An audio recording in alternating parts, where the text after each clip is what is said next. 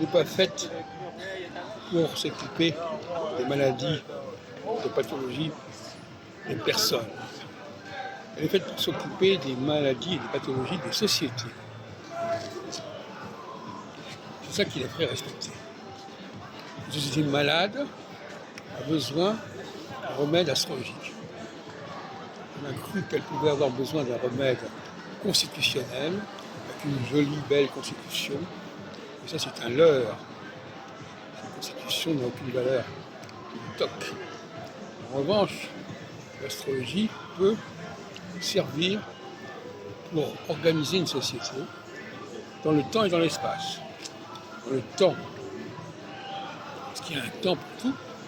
Il y a un temps pour avaler, il y a un temps pour digérer, il y a un temps pour... etc. Et puis il y a aussi un espace où les gens peuvent aller, mais aussi ils peuvent repartir.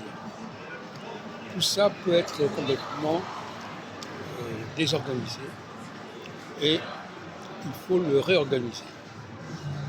Et l'astrologie peut contribuer à ce phénomène, ou comme à mon avis, on peut englober aussi la question des hommes et des femmes et comprendre que ce sont deux populations complètement différentes, qui ont des valeurs totalement différentes, qui ont des fonctions totalement différentes. Donc tout ça, c'est la question des fonctions.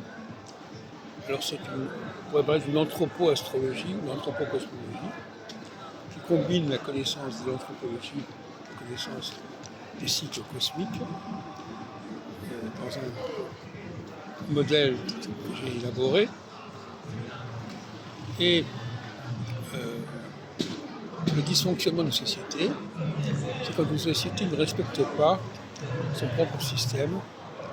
Alors, ça ne respecte pas le système constitutionnel, mais le système constitutionnel ne fonctionne pas s'il ne respecte pas le fonctionnement astrologique.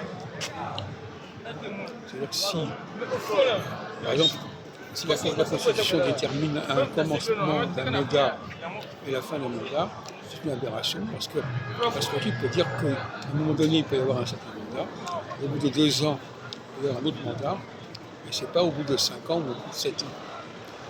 Là aussi, ça peut être une confusion considérable que de construire des constitutions, des échéances délirantes.